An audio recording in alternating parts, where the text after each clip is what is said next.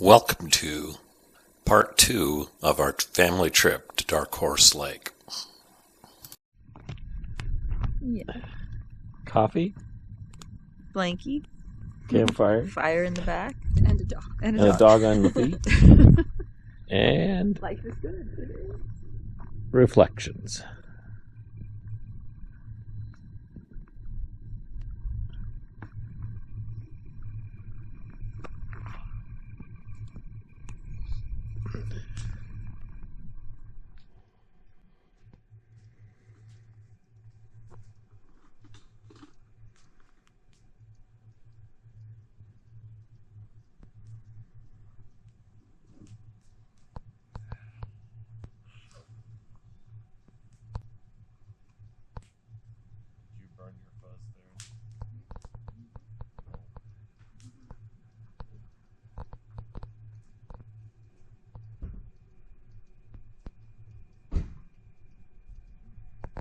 I know it's obligatory to show what you're eating when you're camping, so that's my breakfast concoction. That's going to get mixed with this when it's done.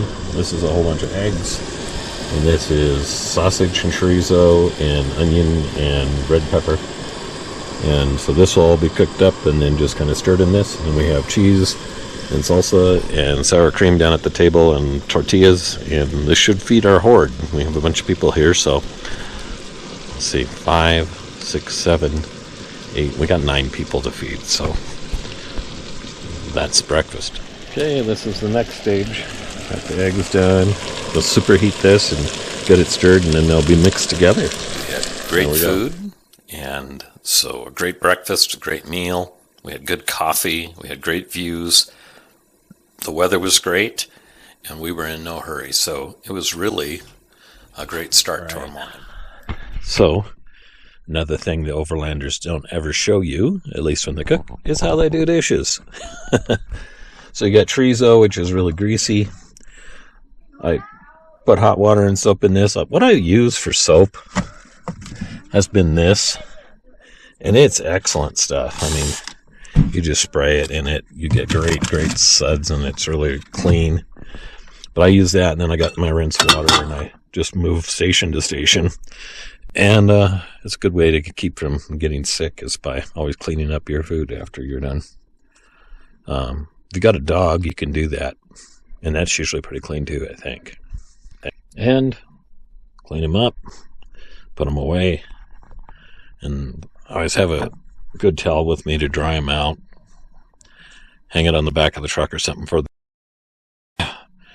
so it's ready to go the next time you do dishes. Thing I wanted to say, I'm not sponsored by this or anything, but I've seen people with a lot of different cooking setups, and they have a problem with a good nonstick that also compacts. So I use these.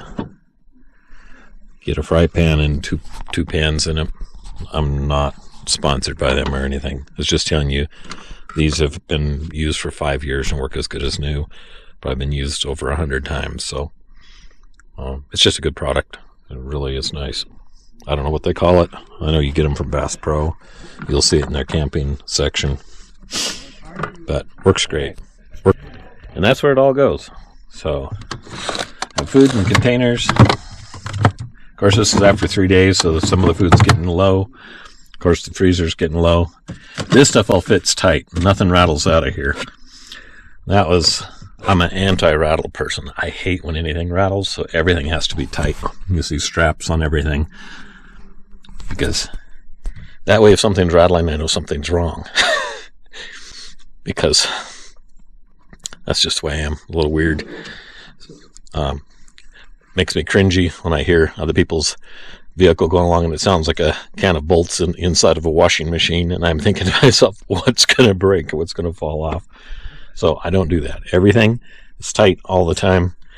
That way, if I do hear something rattling, I'll know what it is and I can fix it on my vehicle. But you can do whatever you want with that because, man, I've heard some of your vehicles. And for those who wonder, that's where the business happens.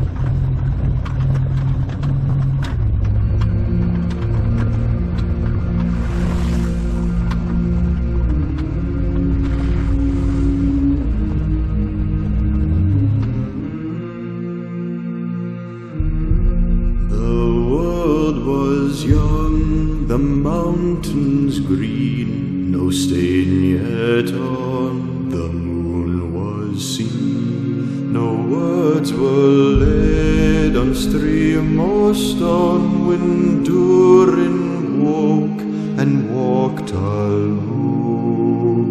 He named the nameless hills and dells.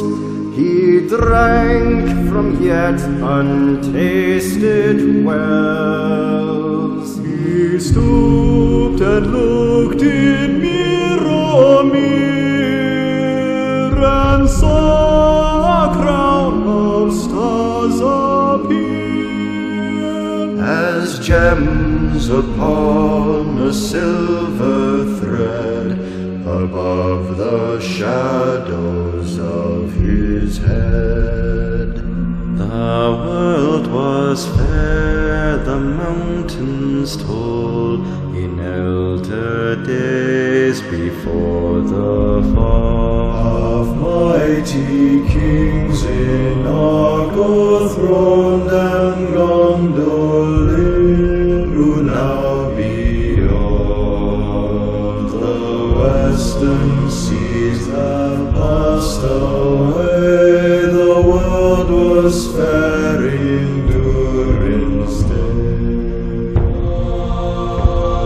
A king he was on carven throne in many pillared halls of stone, with golden roof and silver floor and runes of power upon the door. The light of sun and star and wood in shining lamps of crystal hue, unlimit by cloud or shade of night, there shone forever fair and bright.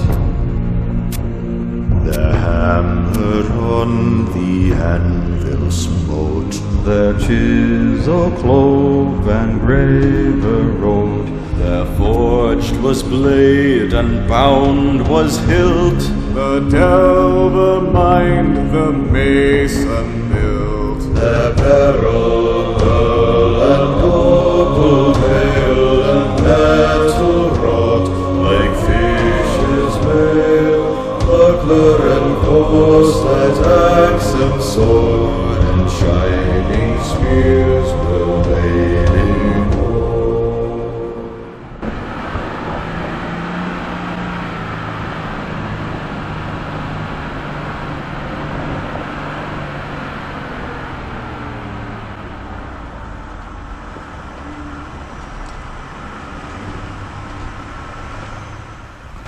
So the gray Gladiator and my Gladiator, the orange one, we're both using the Bilstein 8100 shocks with the reservoirs, and we chose that shock because it really handles the extra weight well when you're loaded up with a topper and all of the stuff inside for camping for a week or more than a week, and it just handles the weight on the really rough trails. It doesn't allow the truck to bounce around like a cork in the bathtub. So that's our shock of choice right now.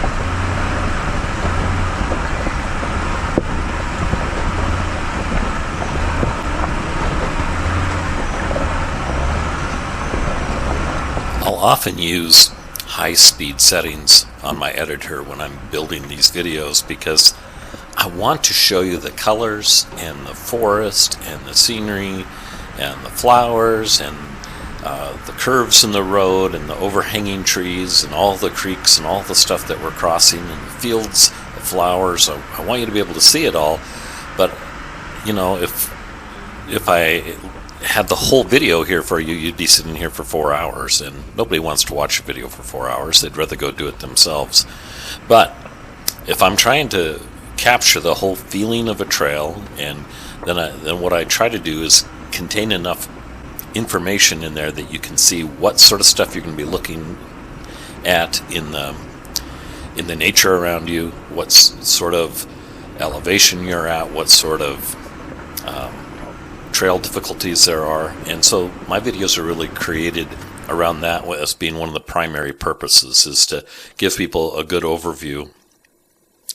When we do photography on all the flower fields and the individual flowers, we're just showing another aspect of what you can see if you go to these areas. And it's really, that's the way my videos are set up.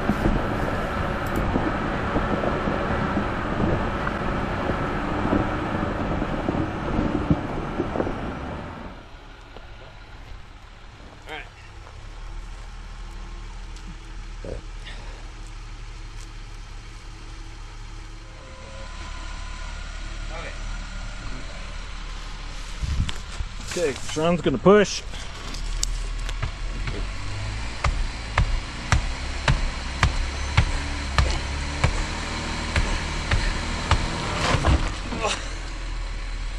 Nope. Turn a little bit? Can you? I mean a little bit. Very little. Alright, ready? Maybe if you deflated the other tire. Turn if it will. Go long. Nope. When you get back like that, can you walk the brake up? And then, okay, back. Okay, brake back. Wow. Get a lot of pressure with the other way.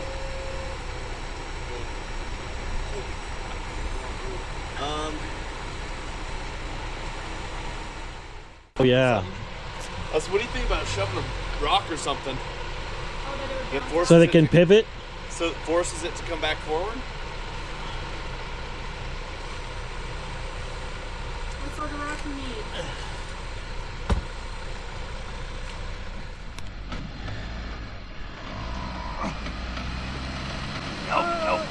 Nope. I don't think so. Okay, go back and get it if you can. We'll let you steer this way at all.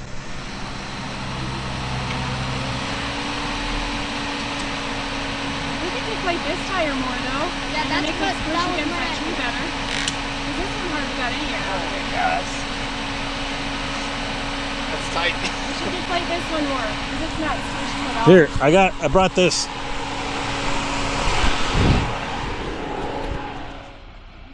No, you should get off that tree. Darren, put your head in the truck. Once it gets its front end through it. Just slow. Oh, we thought you were going backwards first. Go backwards and Tree again.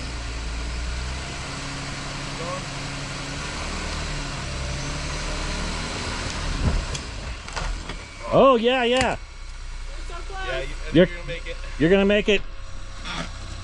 Oh, One go, more. one more time. Go backwards one more time. We gained about 2 inches on it. I'm about to feel this tire off the bead, I think. Which one? This one? Yeah. No, it's good. Not on the inside, it's not. Oh, Oh, okay then. Okay, we'll let you turn it all. forward. Go forward. Yeah, it moved again. I think it'll go. Start going forward. Yep.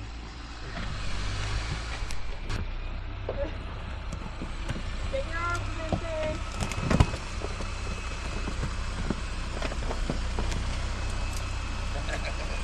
Go that way just a teeny bit. The back ones. No, back will be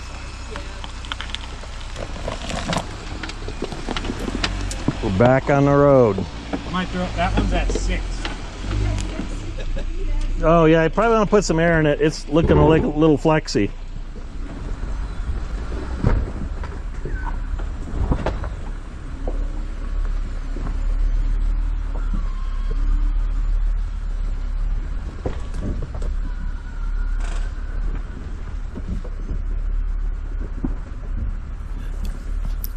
When I make the comment about mule cart roads. How do we know that these were mule cart roads to begin with?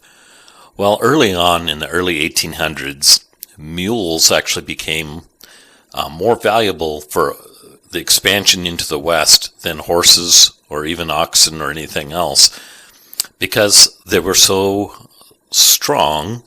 They ate less food, they carried more weight, they were more sure-footed, they were more careful, less jumpy, less spooky, and a mule could go 20 miles a day at 3 to 6 miles per hour, and they were worth over $100 a piece. Maybe even if they're really a nice looking mule, they might get almost $200 for a mule. Whereas like even an ox to pull a wagon, you could get them from anywhere from $35 to $50. But the mule itself was a very prized possession. Once they got them to a mine, a mule could not only haul the loads up to the mine, but should they have need for mules to carry ore out of the mine, mules were short enough that they could get them into the mines, and they actually used mules a lot of times to move the ore out of the mine as well. So mules would work underground, they would work above ground, they were very versatile, and again, there were some advantages over them is that they didn't need as much food as some of the other animals to keep them fit. Now, one of the traditions that I read about was, and it changed from mine to mine, but anywhere between 3 to 5 years that a mule worked underground, the miners had a tradition, because they figured a mule was only going to live about 7 or 8 years, that they would take that mule and turn it loose after it had worked. They would just let it go in the woods and let it live out the rest of its life if it had been working underground for that long. Idea was to just reward it for all of its good work and to let it go free. So they, miners had traditions for things like that. Mules became sometimes the favored animal of even some of the military people in the West. They would, one of the recruiting signs said that you would get a pack and you would get a mule and you would get a shovel or something like that if you joined up. You get a rifle and a mule and a shovel, and that would be what you'd be given if you went to join in the Indian campaigns or whatever. General George Cook is probably the most famous person. He rode his mule rather than horses the whole time as a general. His mule's name was Apache, but he built such a trust with that mule was the steed that he rode rather than a horse. So you can rest assured that when you're going along these roads and they went to these old mines and they date back into those mid-1800s, that the primary way they got up and down these hills weren't in Jeep Gladiators, it was mules.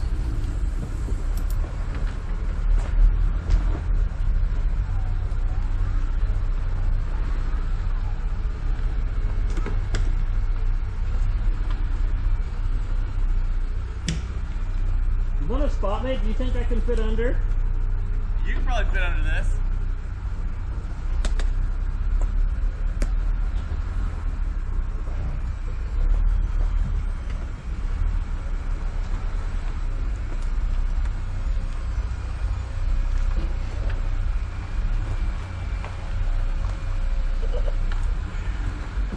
Just like that on the back. Alright, so how am I doing? Plenty. Are you okay?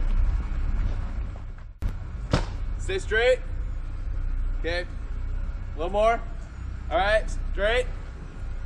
There you go. Woo!